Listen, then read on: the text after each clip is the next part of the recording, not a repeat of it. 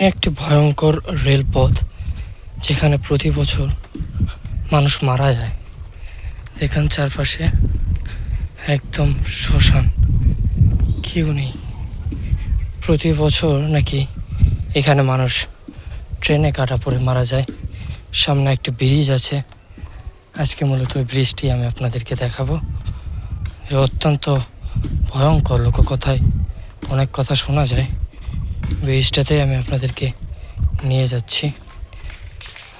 সামনেই সেই ব্রিজটা আছে, আশেপাশে কোনো মানুষের বসবাসটা নেই, একটা মানুষও নেই। শুনশান, কোনো মানুষ নেই। সামনে ব্রিজটি দেখা যাচ্ছে।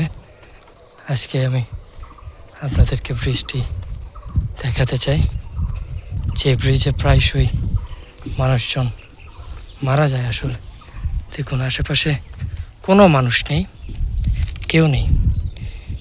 এই ব্রিজ নিয়ে অনেক ভয়ানক কথা শোনা যায়, কতটুকু সত্যতা সেটা জানি না। তবে আজকে আমি আপনাদেরকে সেই ব্রিজটি সরাসরি দেখাবো। একেবারে ব্রিজটির কাছে, এটাই সেই ব্রিজ, সেই ভয়ঙ্কর নরপিশাচ একটা ব্রিজ। এই সেই ব্রিজ, ভয়ঙ্কর এক নরপিশাচ, যার নিচ দিয়ে ছোট নদী টাইপের এই যেন বয়ে গিয়েছে। এই সেই ব্রিজ, আশেপাশে কোনো মানুষের বসবাস নেই। এটাই সেই ব্রিজ, সেই ভয়ঙ্কর ব্রিজ। এখানে অনেক লোককথা শোনা যায়। মানুষজন এখানে ট্রেনে চেপে আসলে অনেকে পড়ে যায়, মারা যায়। চলুন আপনাদেরকে একটু ব্রিজের নিচ পাশে দেখাই দেখছি। আমি ব্রিজটি পার হচ্ছি এখন, যদিও খুব ভয় লাগছে, তারপরও আল্লাহ ভরসা। এই ব্রিজের সম্পর্কে এখানে অনেকবার লাইনচ্যুত হয়েছে। এই যে লাইনের অবস্থাগুলো দেখেন শুধু একবার, অনেকবার হয়েছে।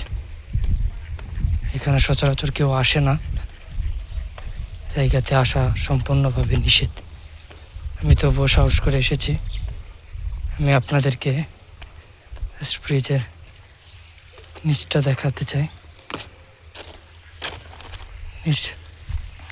এটি আরো ভয়ানক। সাপ পোকামাকড় আছে কিনা জানা নেই।